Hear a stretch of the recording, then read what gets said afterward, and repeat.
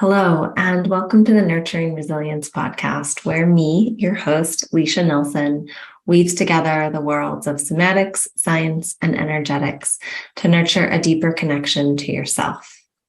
This is a podcast that covers a span of topics and ideas, from guest storytelling their rites of passage that catalyzed their resiliency, to nervous system and mind-body health education, to deep contemplation on topics such as cultivating connection to ourselves and others in a complex world.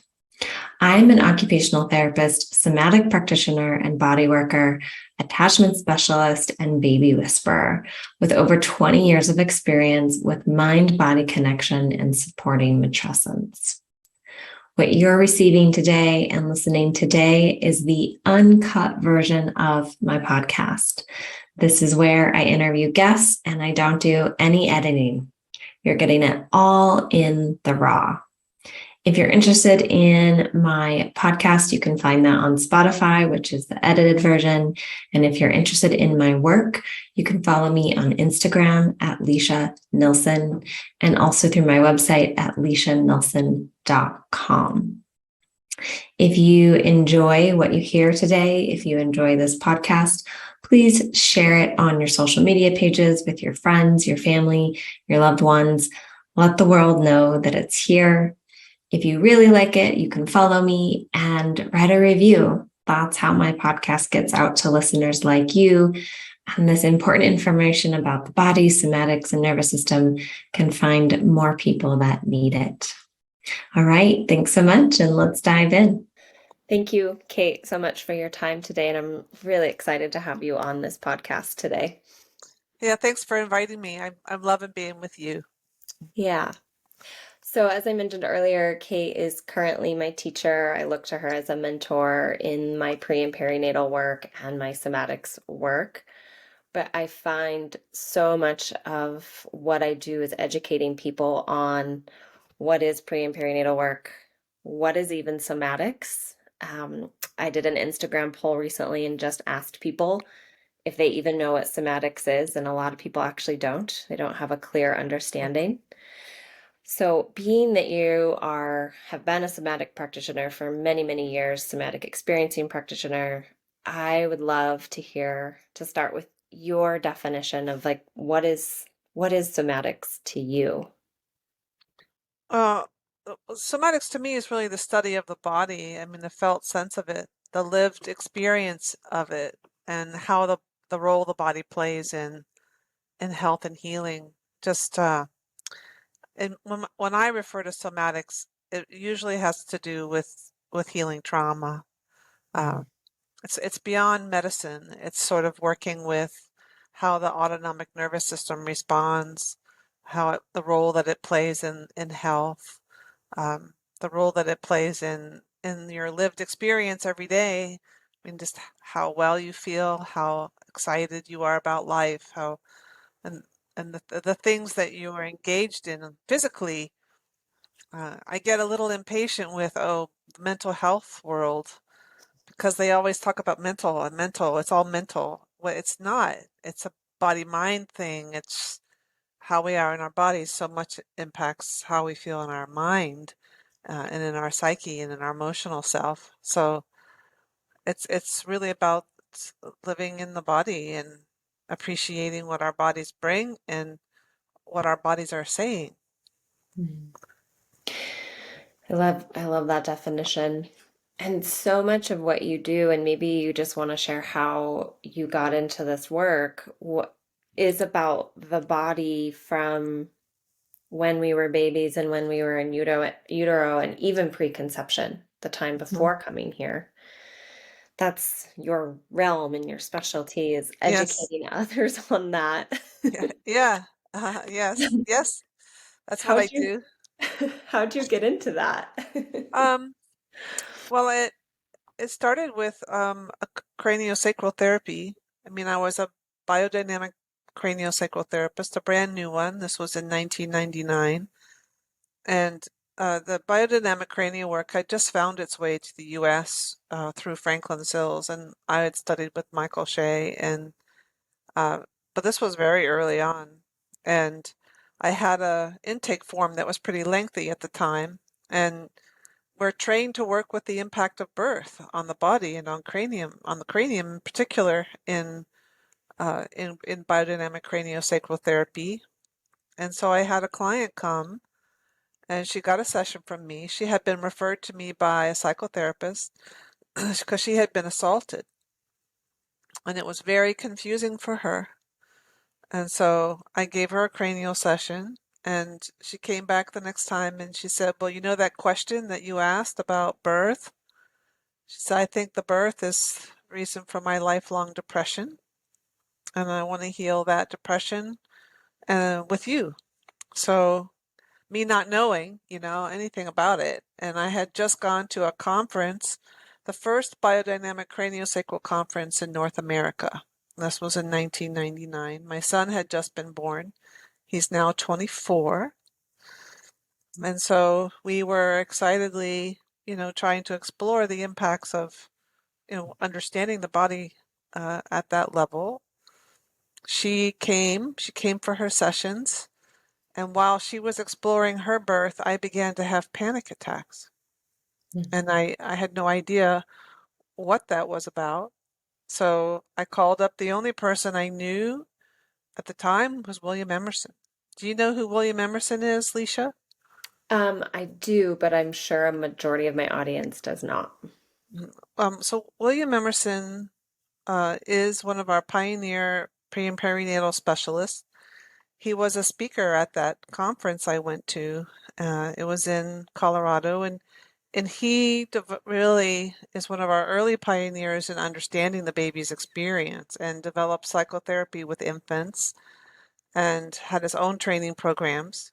And so I called him up and said, "This is happening." And he encouraged me to get trained. And when I asked him why I was having panic attacks, he asked me about my own birth experience, which was very similar to my client's experience. We are both very big breech babies.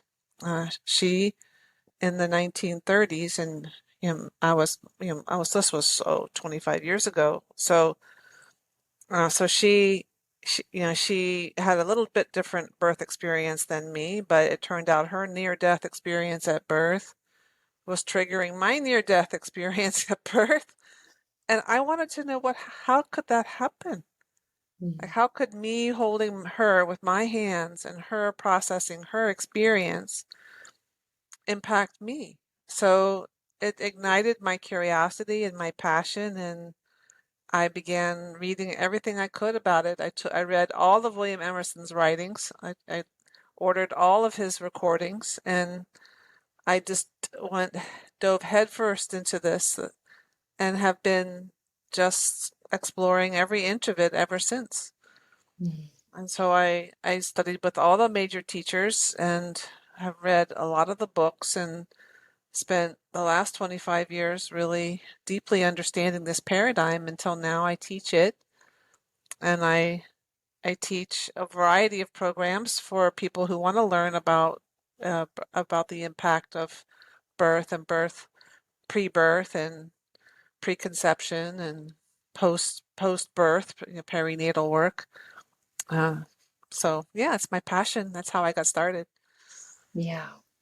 Well, you brought up a really interesting question, and your question was, how can me working on her mean that my issues and my birth is coming up? So what was happening? Why was that happening? Oh, well, that's a really good question. I mean, I I've tried very hard to sort it out, and even would purchase varying degrees of equipment to try and have one certain vibration. How does it affect another vibration? And it's a vibrational thing. So, and my trauma, my near-death experience at birth, I mean, it took me about 20 years to really get to the bottom of all of that. But we're essentially patterns. We're patterns in our bodies, and everybody has their unique pattern. Um, but uh, the her pattern, her vibration of the near-death experience was similar to mine. And so I hadn't addressed my birth pattern. I didn't even know that was a thing. I didn't know that was even possible. Like for her to come in my office and say, I think my birth experience is the reason I've been depressed all my life. I was just like, wow, that's pretty amazing that you can figure that out. And she just said, I want to heal it. I want to heal it with you. And I mean, I was kind of game for anything at that point. And when you study biodynamic craniosacral therapy, you're sort of imbued with this idea that there is a blueprint that you can feel with your hands.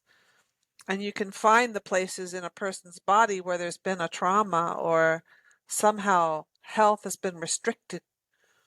And so you hold that and you hold it with your hands and you lend your stability and your sensitivity and your subtlety to return, help that person return to health, their body return to health. And so I figured, okay, she was on to some pattern inside herself, which I don't know even how she got there, I guess she'd been triggered in some way into the memory when she was with me. I think it was that my intake sheet and also just her story, which I didn't tell you. Do you want me to tell you her story? Sure. Really? Yeah.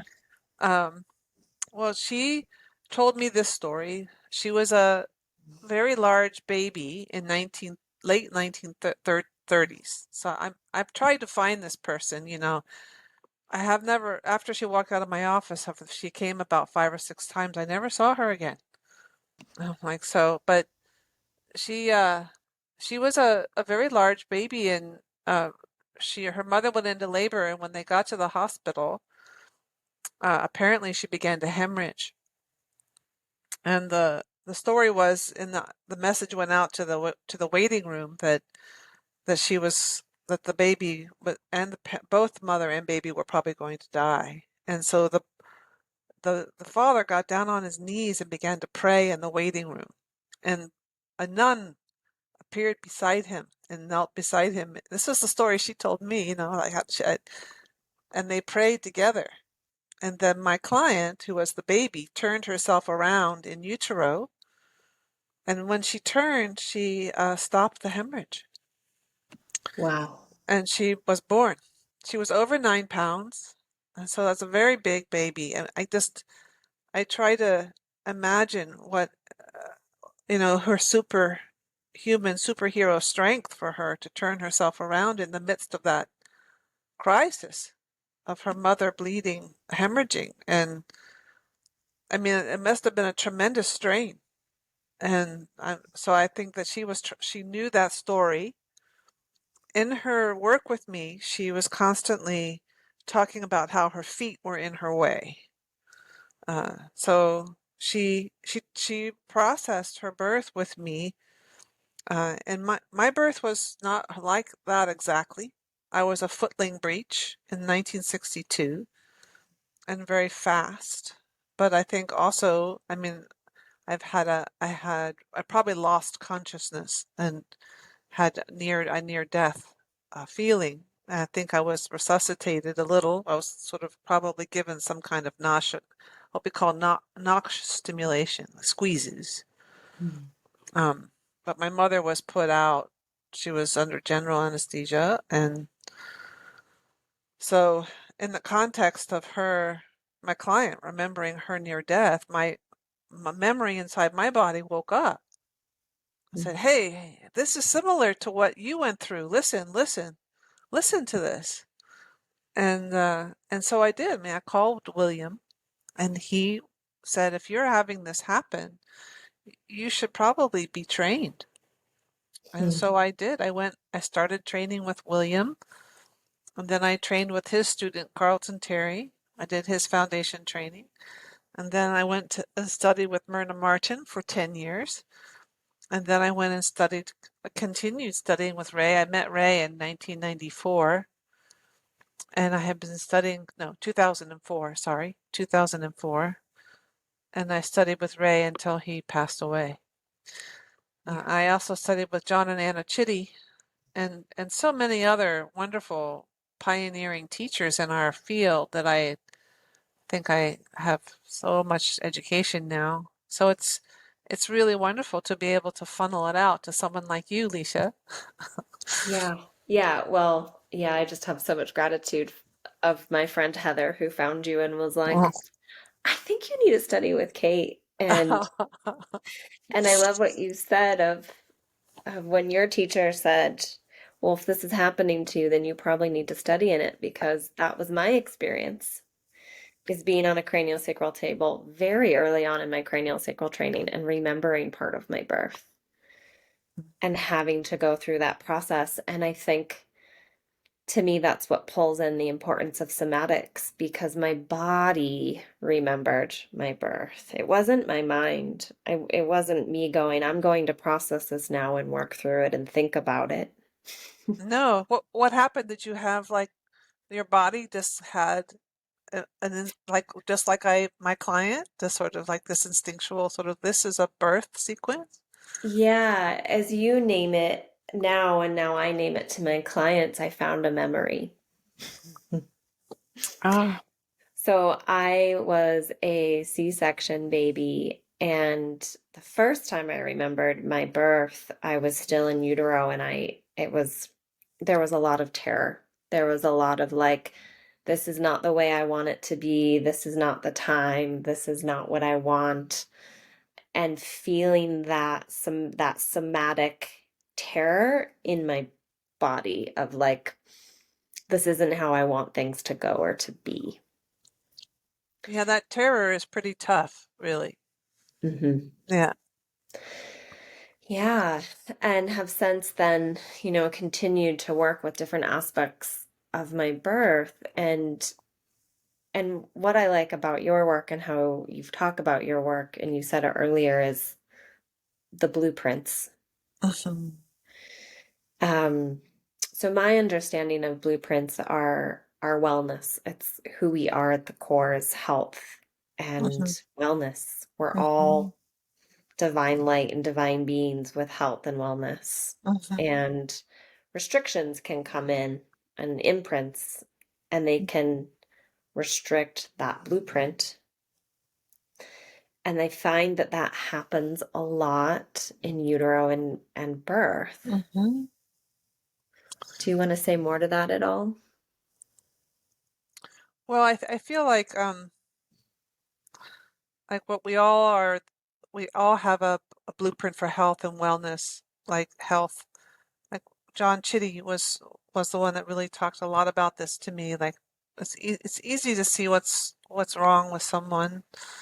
It's harder for in terms of what the way we typically approach health and is to see okay where is there not health. It's easier to see that. So really helping someone find the health in their system is a very basic, uh, primary thing in pre-perinatal work and in biodynamic cranial work in particular. So we all have the health, the deep health that's in there, and it's our capacity for life and the the restrictions that we can feel. I like your word restriction. Um, they come from our like often when we're coming into form, we are spirit and matter, and we come into matter. As we come into matter, we start to meet our our I don't know our genetic material, our family line, our societal and cultural imprints, things that can impact us, and then the conditions in our parent, the womb of our mother, and all these things. So when we're talking about the health in the system, you begin to track that, and that's a deeper level of energy. It's energy, slower energy. It's patterns. It's a pulse. There's a deep pulse to it. It's something deeper than the heart rhythm and the respiration. It's a it's like a rhythm. Like I said, it was with my client. There's a pattern and it's a vibration. It's in our bodies, and it's very old medicine when you think about the way we talked about human health over over all the millennial plus our Indian medicine with chakras and energies, and Chinese medicine and all the meridians and things. We are energetic beings that have the structures on the cellular level and in all of our body systems. And so we're able to, in the cranial work and in the pre-perinatal work, you're tracking how those early layers get laid down in utero and even before, as we come into form, the health of our parent, where we make our first home, the health of the cells that we're making in our bodies, and then the processes that we go through, whether it's a prenatal process or a birth process or something that happens after birth. It all gets recorded and encoded in our body, and it's very implicit. It's not in our, like you said, like I had a memory, I didn't think about it, make it happen. It just is in there. It's in our body. And a part of the work that I do, and what I'm teaching you to do, is to help people see the pattern, feel the pattern, understand the pattern, so it doesn't like interfere in their daily lives, and can integrate it and feel more whole, have more access to health overall. Well, I kind of have an example of that Uh-huh. because I was getting ready for this podcast and I had all this time this morning. I went to the river and drank, like had my tea by the river this morning and had a really great morning, made some breakfast. And then all of a sudden, time passed quickly. Like I had all this time, and then I all of a sudden had no time. And I was running around, like blow drying my hair and like getting really frantic. And I couldn't find the cord for my microphone. And I had 3 minutes. And I literally said to myself, I'm in an imprint. I'm in an Good. imprint now. Yes. And so this work has really helped me name just by naming when I'm in an imprint. Yeah. And what happens in your body when you say that? Well, in the moment when I named it, when I was like looking for my microphone cord and couldn't find it and frantically staring, like looking at my clock, and I named the imprint, I just was like, oh, and my whole nervous system relaxed. Mm. I was like, I'll be fine. I have plenty of time. Even if I'm late, Kate won't mind. Hell. So it's these really subtle patterns that actually maybe aren't so subtle. Like that is a pattern of mine in my nervous system that it's like I have plenty of time, and then all of a sudden I'm like, oh my God, I don't have any time, and I'm frantically running around. Which when I look at my birth, um, my mom was induced C-section. They didn't want her to have any contractions. So it's like I was in the womb and everything was great and I was gonna come on my own time and do whatever I want, and then all of a sudden it was like, you're going now. Yeah. You don't Wow. have a choice. That's, oh my God, that's so overwhelming just to even feel what you just said. Yeah. Yeah, I And get it. recognizing that that is then in my life. Mhm. And before this work and before really understanding my nervous system, just thinking that that's the way things were. That's what happens. Mhm. But it's this early pattern that comes Uh, in so much earlier. yes. Yeah, there is a lot of power in understanding that these are things that it's our memory. These are memories. And if you can begin to name it, to track it, and then know what to do about it, then it doesn't come in and disrupt your life. I mean, a lot of us are going to speed up a little as we're getting ready for something. It's I found that that's actually a part of the pattern. Is like there is pressure before transition, mostly. I mean, it's in our cells and how we form. but that's what you get used to. It's like a little bit of a gathering, and then there's an expansion, then there's a gathering and expansion, and then you can move beyond the intensity of the imprint and just say, okay, here's that gathering, that bit of a contraction or a sort of a tense place, and then you can, but then the expansion will come. Uh, so, yeah, it's good. It's good that you can sort of begin to track that in yourself. And there's so many patterns. Um, there's so many patterns, but you can begin to recognize them. Yeah, and that's something you talk a lot about are the patterns, but you speak to them in layers, and you Hmm. named that a little bit earlier. Hmm. I feel like, okay, so there's two things I actually want to talk about, layers and double binds. Yeah, okay, good. Those are two really good topics. So, what do you mean when you're talking about layers, and how does that then impact maybe our blueprints or our imprints of health and Mhm. wellness? Well, within pre-perinatal work, I like to say that the recognition of what happens to us comes in layers. Like pre and perinatal healing happens in layers. Part of when you become a pre and perinatal practitioner, in the manner in which you are becoming a practitioner, you begin to name for people. Okay, we have a sequence that we move through.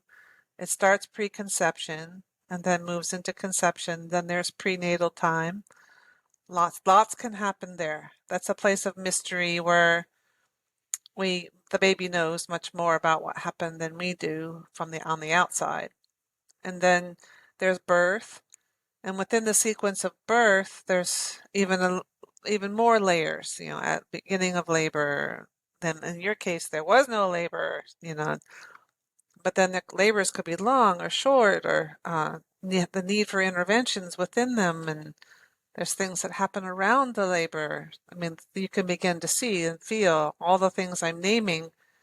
They're layers, and then as a person is born, that's another layer. What happens right after birth, and then there can be even more layers after that, like how a person starts to feed and how they are in relationship and what happens with their birthing parent or their other parent after, and if there's a neonatal intensive care stay, or I mean, there are all these things that happen. So when we're working with someone, we're listening for their layers of experience, and we're helping name them all. And what happens for people is that there are all these things that happen, and it can be summed up in, like, one statement: I was born. But really, it's this huge stack of experiences. And so we start to explore that, name it for people. Oh, here you had in preconception, there may have been some, tension between your parents, or something that happened in the ancestors.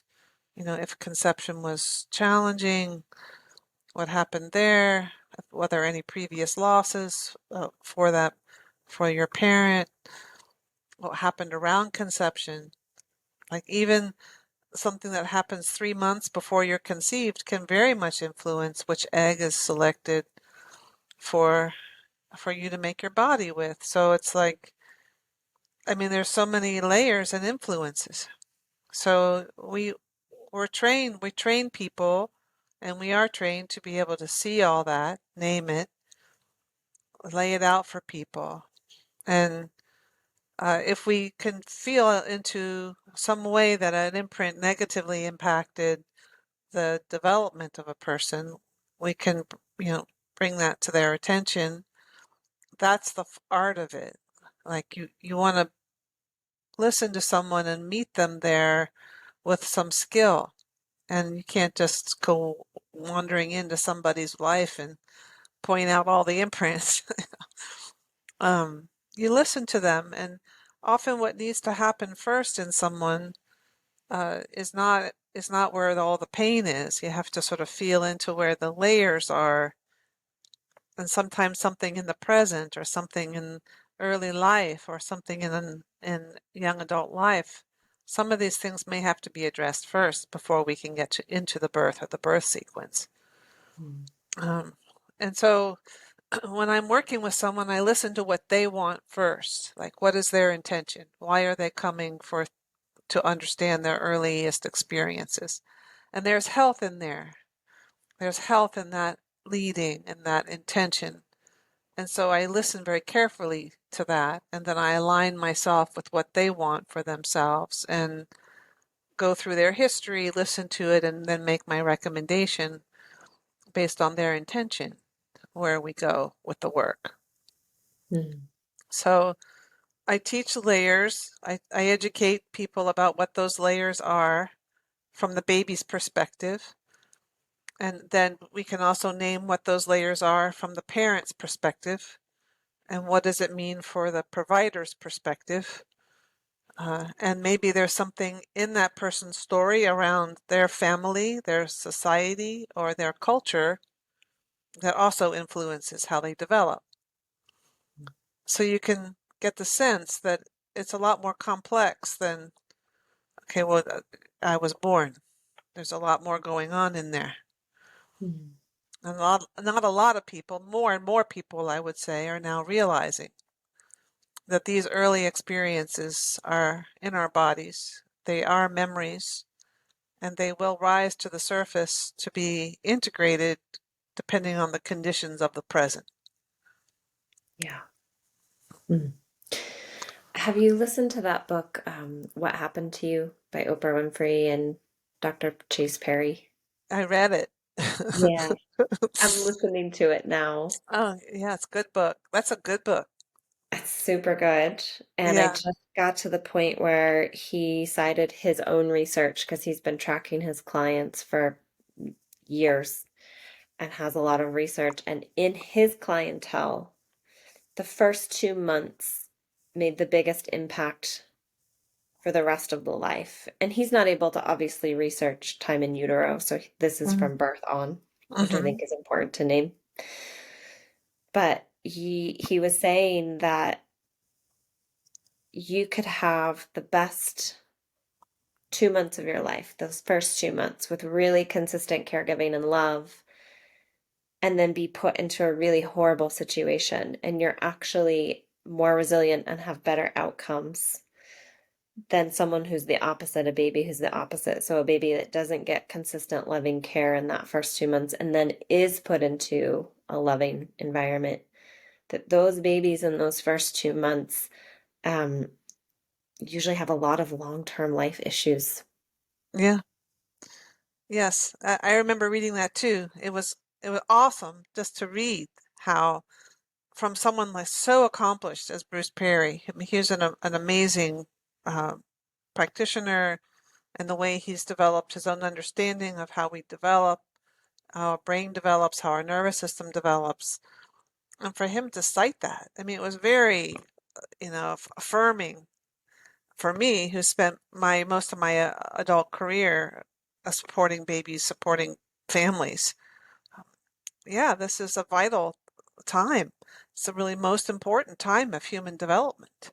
And if we can just bring all our resources to bear around supporting families during this vital time, we would change the trajectory of human development, human life. We're getting there. It's a little better. It's getting there with people like Bruce Perry writing about it.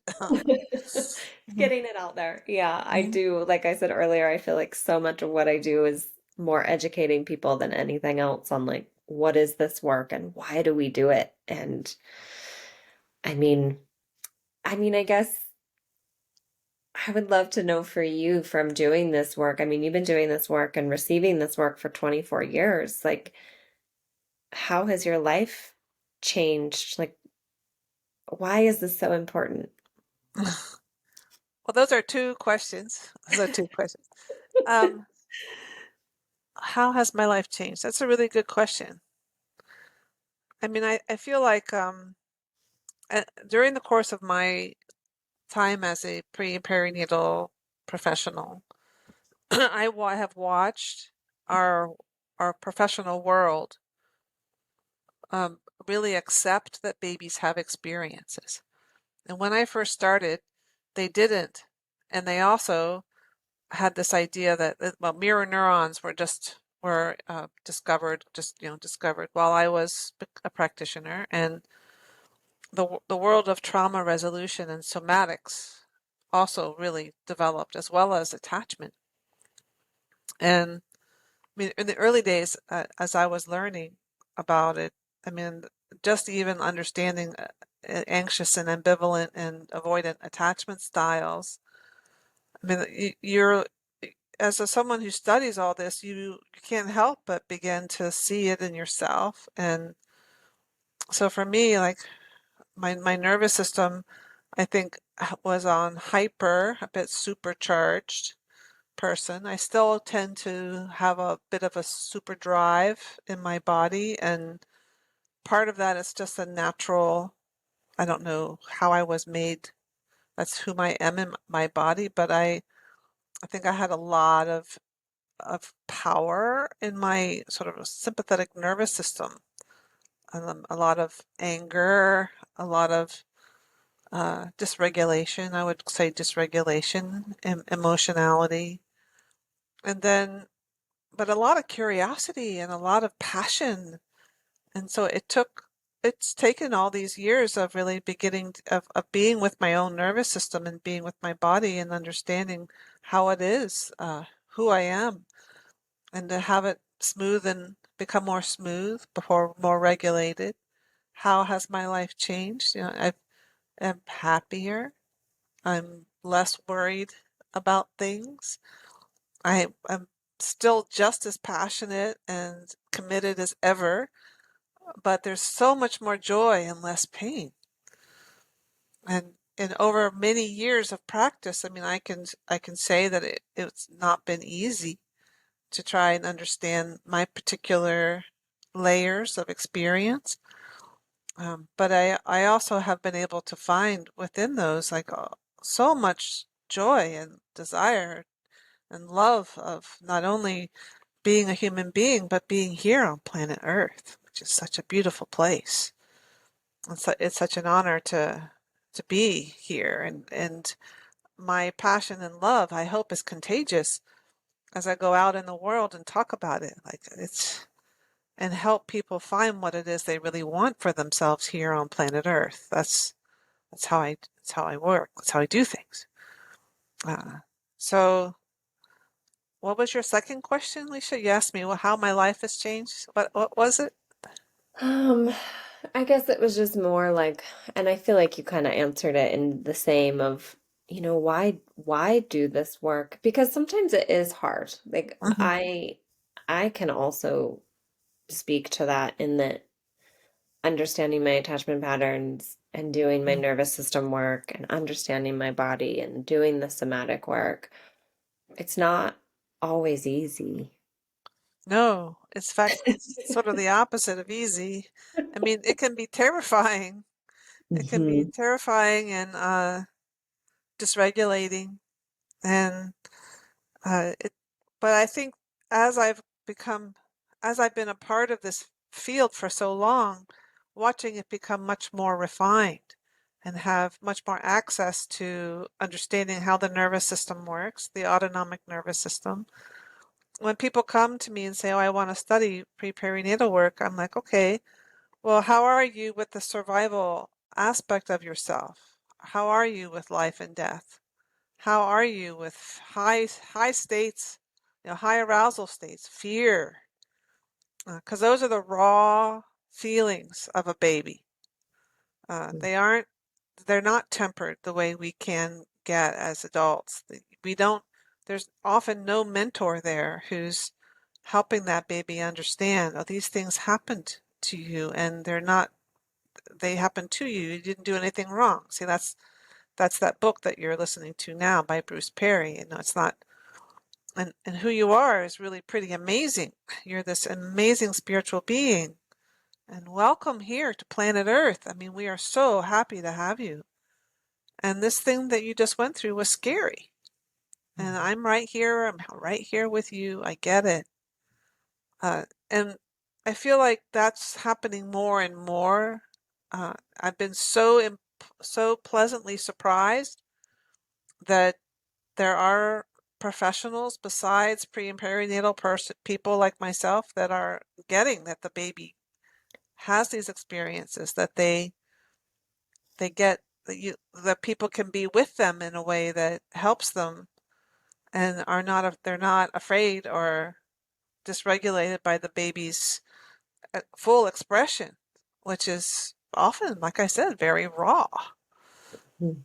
and unmodulated. They're not sitting there thinking, "Oh, gee, Kate White can't take it if I scream and cry." They're just going to scream and cry. Yeah. Yeah. Yeah. And it makes me think of what you said in the beginning is that this is all a vibration. This is all in the body. Like that's in the baby's body. Hmm. They don't have the mind. It's all very implicit of like, this is just their experience and this is just what they're doing. And so Hmm. meeting the baby in that same energy resonance and in that same vibration and saying those things to them, welcome. That was a big transition. I'm so happy to have you here. And like, really, for me, understanding what a miracle that is. Oh, yeah. It's such, I've really learned that through taking my courses from you and doing my own work of the whole conception, preconception, developing the placenta, time in utero, being birthed is like, it's such a miracle. It, yeah, it is. It is. And And it's a it's a miracle that we've even like there's like most of us do this without any major mishap. It can be scary, but there we don't we're not all not a lot of us are born quite with all of our limbs and all of our fingers and all of our anatomy intact and uh, like I deal with a lot of medically complex families with babies that have had to have surgeries right away and near death of the parent, a lot of near tragedy, and so that's my specialty really, most with families and people. But when you think about how many births actually happen every day, um, I think they're like how many babies are born every year in the United States? I think 4.5 million or something like that. a lot. A lot, a lot. Um, and not all of us have these horrifying experiences. Some of us have ecstatic experiences and are feel empowered and feel mastery in the context of being born, and that's also a memory. Yeah. And so when I'm working with people, after we can drain some of the charge, they can find those places inside themselves. And we have what Ray Castellino would call developmental stages that we are meant and made for, which is why we create the therapies to give people a chance to feel their own power. Because we're made to be born, we're made to have birth, and we're made to have that experience. And in fact, it's like one of the biggest experiences of our lives to come from inside and to be an aquatic being and be born in this intense way and into air and to live as a land being. And that's a very powerful transition. And so we're made to do that. That's part of our human design, so to speak. So we part of the therapy and part of healing is helping people find their own what we call blueprint for health and for then finding their own happiness and their own what what who was it that said your own bliss on planet Earth? What's your bliss? Following your bliss here. So yeah, we all have that. And I feel like the early layers or any traumas that we experience along the way can become hard places or obscurations, is what Anna Chitty called them, like the held places, things that are held in stasis. Uh, And so the therapy is finding those places with people and holding them, being with them, helping them unwind and then integrate into the being, into the person. Mm. And then you have passion and bliss and pleasure. Yes. Yes, and pleasure. Yeah, it's like, what is it that you want for yourself on planet Earth? And you got to do what you have to do what you want to do on planet Earth. But if you can find what it is that you really love, and that's like, what is your purpose here on planet Earth?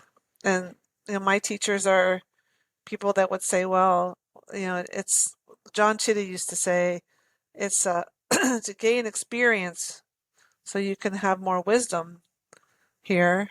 Uh, Randolph Stone would say it's about consciousness, becoming more conscious. Mm. But what I love about the work that I do in the pre-perinatal work is that it has a deep spiritual aspect to it that's embodied and helping people feel that part of themselves. The divine, you called it divine, that part of Yeah. themselves, and feel it in their body and in their lives. I think that's why people love the work, because I'm not the only one. You just sort of get smitten by it, and then there's something really special in it, which is Yeah. why you stay with it.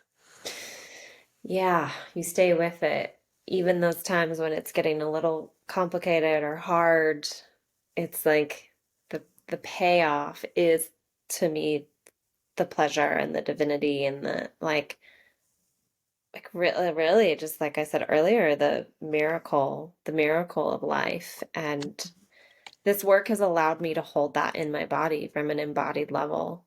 So when I Hmm. meet people and when I meet babies, like that's the vibration that I meet that I want to be in. And like, I'm so lucky. The babies are the ones that bring me into that vibration Yeah, because they're little, I call babies little bodhisattvas. yeah. I mean, they're right there. They're right next to it. John Chitty used to say, "Oh, babies are the best of us. Mm, They're the royalty of humanity." Mm. hmm. And yeah, so it's good work to do with them, but they're right there in it. They're not going to hold back their joy and their intensity of I'm this spiritual being, and then I think sometimes it's harder for them. Like, yeah, it's hard to be a baby when you have that when you're a spiritual being, an energetic being, and you're in this body that has had some either challenge or limitation, or Mm. even like not being able to get up and walk. Because like babies will like, no, I just want to get up and go do stuff, and I'm like, why you gotta grow the body, you gotta have some experiences here crawling first. Right. Or coming into, like you said earlier, maybe some ancestral layers or Hmm. different layers within the womb that then are part of who they are in that development and having to work through that. So, um, maybe I'll share a quick little story, again, my own experience around that. I used to have this really heightened alarm system around when people would lose jobs and not make money. Like way too heightened. Didn't make sense. But there'd been times in my life when I've lost my job or when my partner lost his job, and you would think that the world is ending. Like I'm just I'm unconsolable. And just some really interesting thoughts and patterns around different money aspects of money. And in one of our weekend courses, I ended up calling my dad and was like, "Hey, is there any point when mom was pregnant with me or shortly after that, like something happened around money or jobs or," and he said, "Yeah, 2 months before you were born, I lost my job." Wow. And and your mom was extremely worried, and we suddenly had no money. And we moved when I was 2 months old so that my dad could get a new job, but we had to move states. We had to move from Colorado to Utah. Um, And so that time period, so about 2 months before I was born, and then the first 2 months of my life was all around money and job and moving. Wow. So that's an imprint. Mhm. So what happens in your body when you've discovered that? Oh, I was like, well, part of me was like, I knew it. Yeah. And then the other part of me, I just remember being like, oh, everything makes so much sense. It's making Oh, so much sense now as to why I'm this way and have these reactions. And then to realize this has nothing to do with me. yes. This is my parents.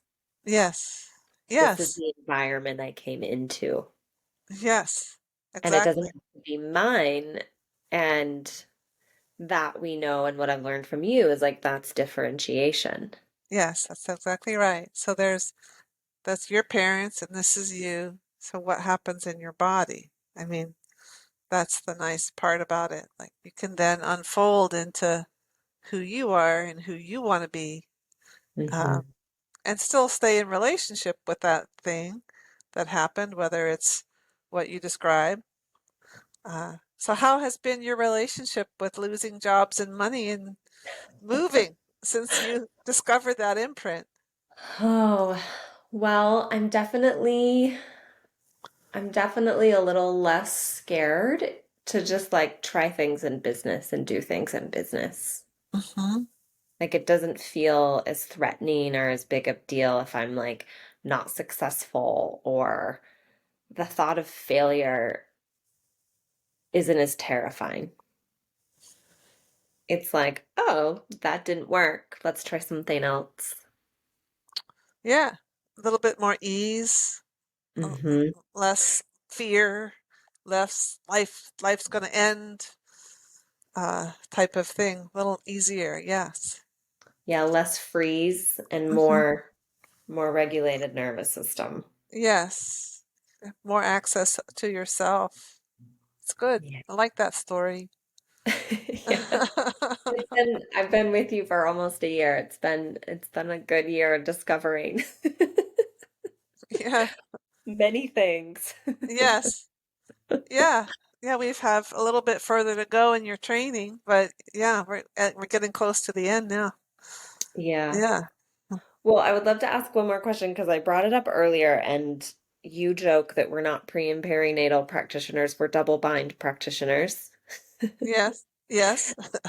And I have to say, since naming double binds to my clients and pointing it out in my practice to clients, how much immediately shifts just by naming. Like, oh, this is a double bind. Do you know what a double bind is? And so I would love for you to share a little bit about, because I didn't know about double binds until meeting you. So, what's a double Oh. bind? Oh, wow. That's a great question. Um, well, yeah, we in perinatal work, once you learn about binds, you realize that mostly what you do with people has a lot to do with when they get into what we call a bind or a double bind. And Ray was the one that taught me about double binds and how they can arise in somebody's body and someone's experience. And the first person that wrote about them was a practitioner, I think psychodynamic practitioner, Gregory Bateson, how it can be a time in your life where whatever direction you want to choose, it's not very optimal. You get kind of in a stuck place. It's a very typical you're damned if you do and damned if you don't type of situation. Or there can be a feeling of I must do something, but I can't do something. There's you can't go forward, but you can't go back.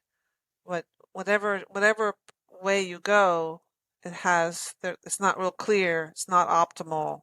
Can even be painful. And in perinatal work, we often start to track where does the bind originate. It often originates before we are born, before we come in.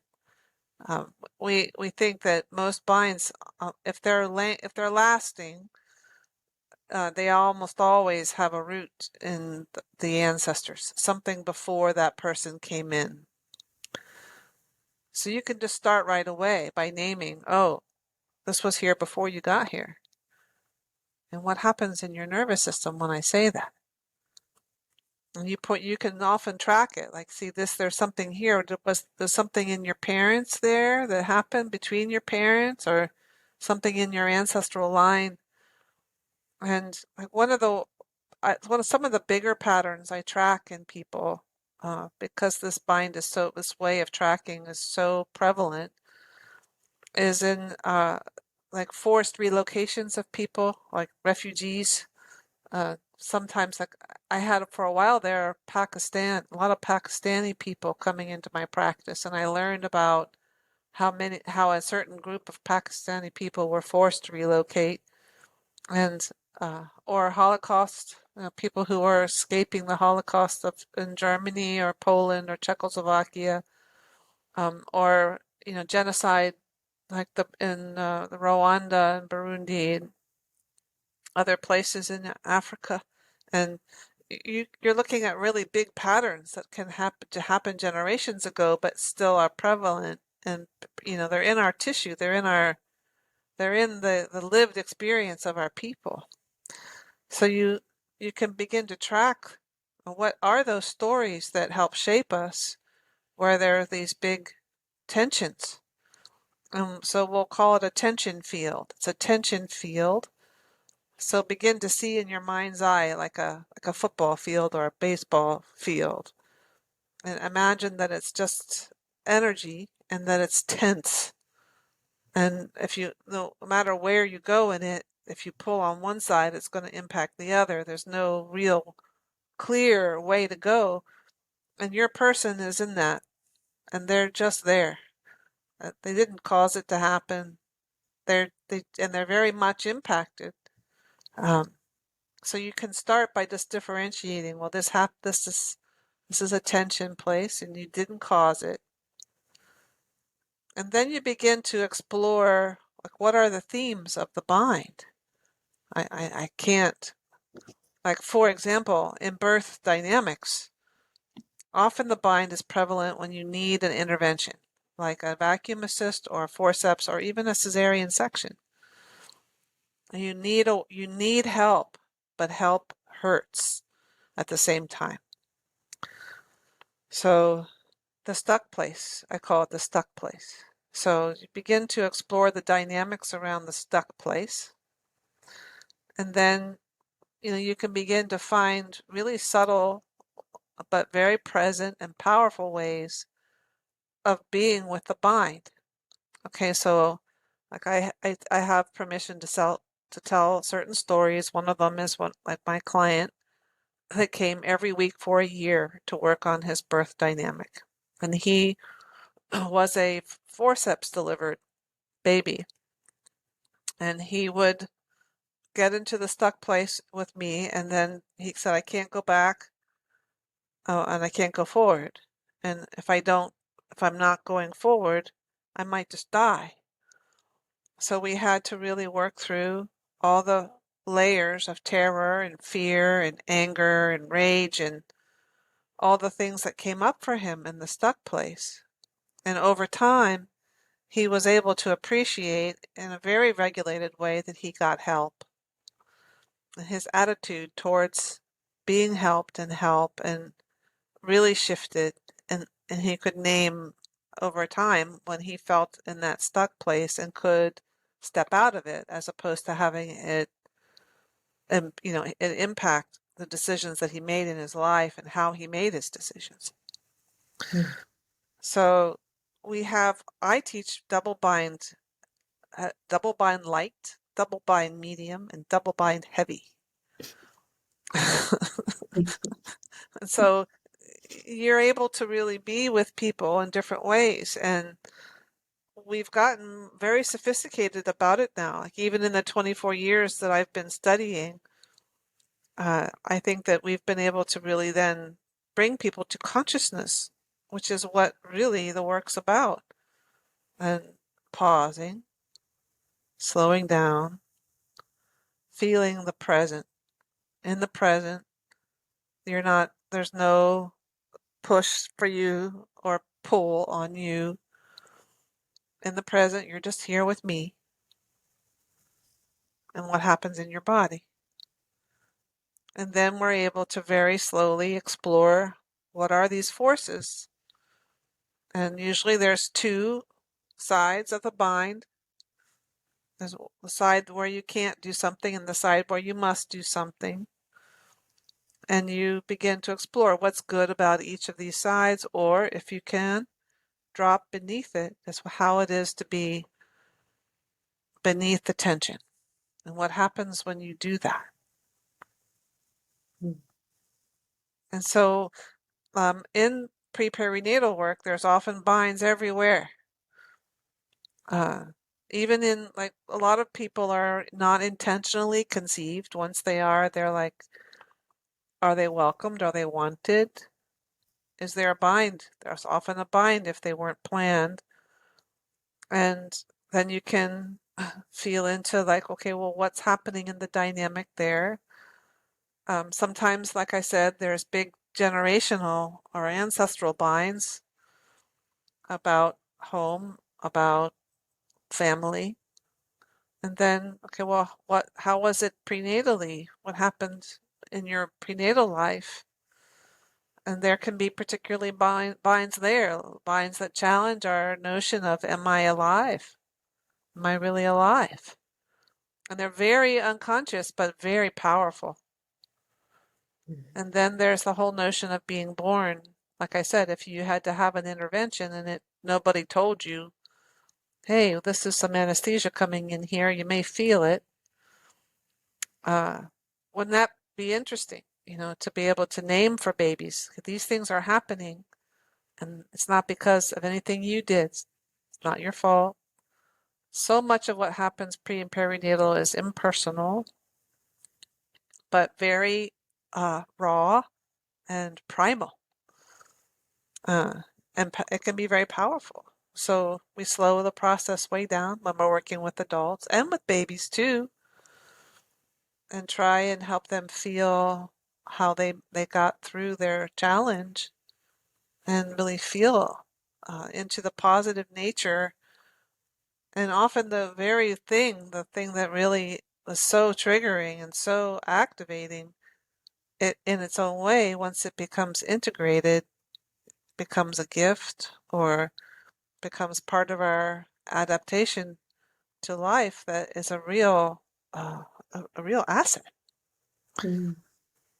So that's why I do the work in the first place. And also, like we said, we can access some of our true nature that's underneath all this huge challenge, and then become much more empowered in our lives. So we feel like we are living our life with consciousness, conscious choice. Hmm. It's a long answer to your question. What's a double bind? Mm. I'm just noticing in my own body, like, there's just a presence that I just feel very present right now. And just thinking about, like, how much could and would change in birth if people had this education, which is part of the reason why I wanted you on my podcast, of like just being in a birth room and naming what's happening. Hey, baby, you're going to feel some anesthesia, or hey, this intervention might happen. Just being in a birth room and recognizing the layers and the double binds and starting to shift some of that, and what that can start to change. Yeah. About, yep, helping. Like when I first graduated, if I graduated from my second pre and perinatal training, uh, I wanted to do some kind of integration. So I interviewed all of the major pioneers, and then it became a little booklet that was for the biodynamic craniosacral therapy of North America. And I interviewed William Emerson, and he narrated his life. He spent a lot of his life in India and his life with Frank Lake. He was a Frank Lake in the United Kingdom, and then in Britain. And then he said, how would it be if we created baby doulas? So instead of like these practitioners in the room that are just tracking what's going on for the parent, the birthing parent, how about if we just had a baby practitioner, a baby doula, who was there just for the baby, who was tracking what's going on for the baby? Uh, that's exactly what you're just narrating here. Just, hey, baby, I'm here. I know you're coming. And just be able to say to them, even if it's in a quite unconscious, not out loud, but even just felt, because babies have a capacity to feel all that stuff.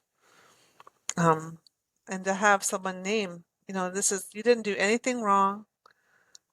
There's nothing, most babies and parents take things that happen at birth quite personally, and they think they did something wrong or there's something bad about them. Yeah. But that's not the truth. Yeah. Especially, and maybe you don't see this depending on where you spend your time, but what I'm seeing on is a lot on Instagram is this story of if you do receive intervention, you have done something wrong. There's a lot of shaming right now of like the only way to birth is this way, and if you do it this way, then it's wrong. And there's a lot of back and forth. And Mm, I definitely promote more of a physiological birth stance. And it goes back, I just loved what you said. I need help, but help hurts. mhm, And how can we actually change that story for people and how it's held in their body? I think a lot could shift with being more open and more readily available to understanding that yes, sometimes we need help and these are double binds. mhm. Yes, yes, exactly. And helping people get that it's nothing that they did. It's Mm. like, sometimes, as a baby, maybe you have wider shoulders or a bigger body, or maybe as a parent, you've inherited a predisposition in a certain way, like to have gestational diabetes, or it's in your family line that or it's something in the environment that's impacted your body. And or just in the context, like some of the deeper mysteries as to why babies aren't born vaginally and have to have a cesarean section. I mean, sometimes there's very good reasons why, and a lot of times it just lies in mystery. Like we just don't know, and that's what's hard for parents. And babies know, but babies don't know everything. They don't know what that was. And if you, as practitioner, have your map that you've been exposed to, you can just understand all the nuances of things, and you can just begin to say, "Oh no, that you didn't do anything wrong. That just happened." And there you were, and you needed that. You needed to have some help here, or else you would have died, or your parent would have died. And but you didn't do anything wrong. Like I do a lot of debriefs with families, and I have a midwife partner whom you know is a co-teacher in our program. And sometimes she'll just sit there with me and we'll be listening to the stories of the birthing parent, and Lois will just say, "Oh yeah, that happens. That definitely does happen." And then they'll come back the next week and we'll ask them how they are and how were they with the last session and what helped the most. And they'll say, "Oh, it was Lois. She just said, 'Oh, that happens.'"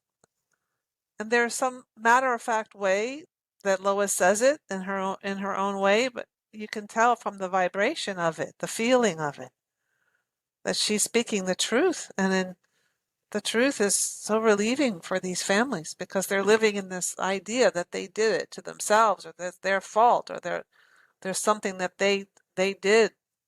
And then no, it just happens. And if you can really presence that with people, help them find peace with what happened, and even integrate it and have it be a gift, like I said, an asset in a way. I have the story that I tell. I don't think you've heard this one. Do you have time for a story, Alicia? I do if you do. Yep. I do, yeah.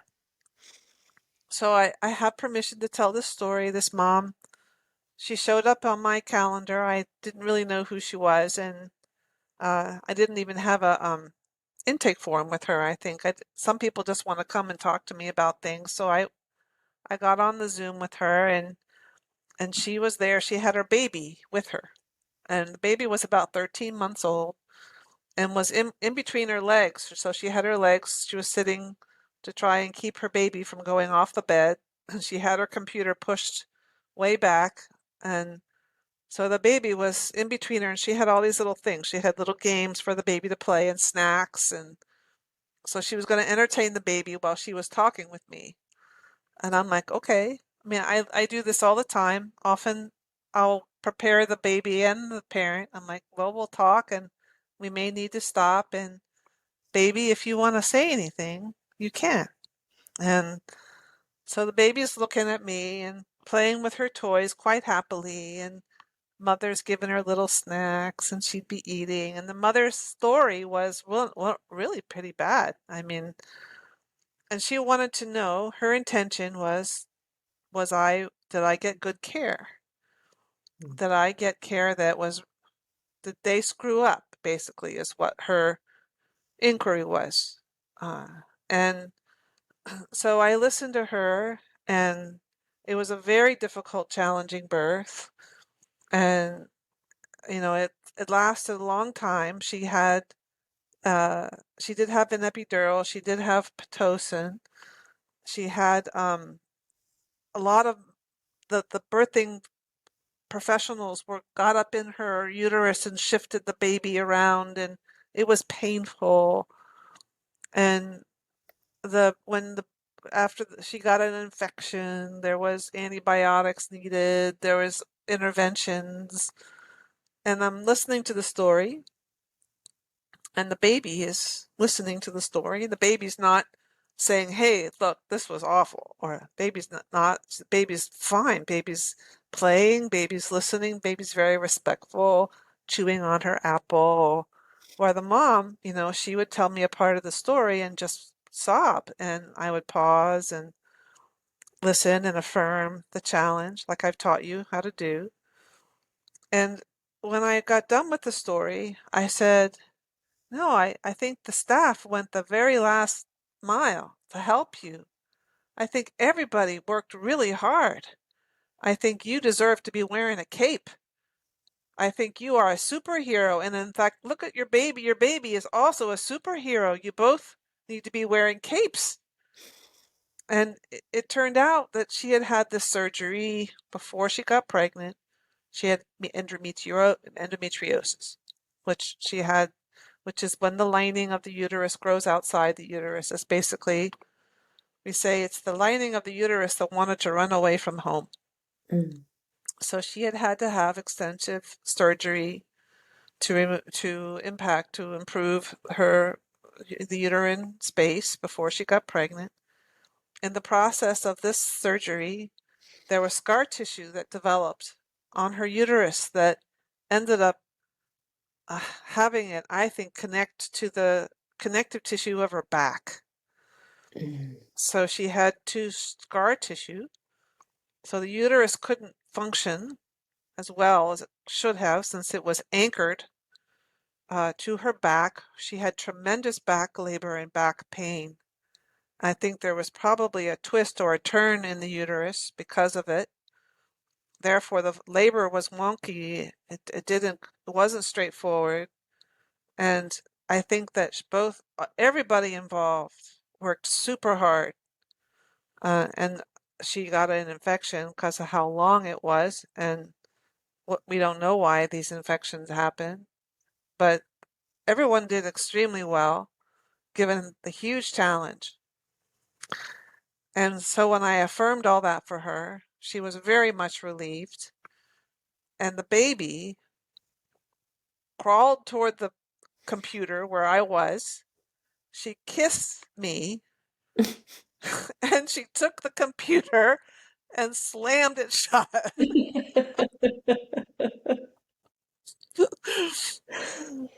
Oh. I mean, she could see her big face coming toward me. She just kissed the computer screen. And this baby was so impressive to me because she just entertained herself. She knew her mother needed the time. She didn't complain. She didn't say, this was really horrible, even though she could have. It probably was for her also. And she knew it was time to stop. She was quite, appreciative, but very direct. This is what I like about babies. I mean, they just, but I'll never forget that because this baby was very conscious. She participated by listening and being with in a light way, playing with all her little toys and eating her snacks, giving her mom a chance to really go deeper into the story and then to be, come over and give me a big kiss and then close the computer. I don't know. I think that's an example of how amazing this work is if you are there. Now that mom doesn't have to carry around this idea that she was not well served, and I'm hoping that I gave her the idea that she really is a superhero and she rocked that birth, Mhm. both she and the baby and the staff, in a very difficult situation that lay in mystery. No one really knew why, and it took us a little while to sort it out. But I think that's my educated guess. I'm not really sure. Mhm. So Yeah. there, And the baby's like, we're done. Time to move on. yeah, yeah. I love you. I appreciate you. Uh, and now that's enough. And yeah, Oh. but I hope she has a new narrative of herself, all of them, that they are amazing Mhm. humans. They did a great job. Mhm. And I hope that she's went on and had another baby. I hope that she Mhm. didn't stop her from having another child if she wanted one. Because often that kind of story will, like that story will impact that mom lifelong. It will make her feel like something's wrong with her, and it will impact how she feels about herself and her role as a parent. So I'm hoping that shifted. That's why I do the work. Yeah, Yeah. yeah, Yeah. Mm. Thank you so much, Kate. sure. Um, you do a lot. I do, yes.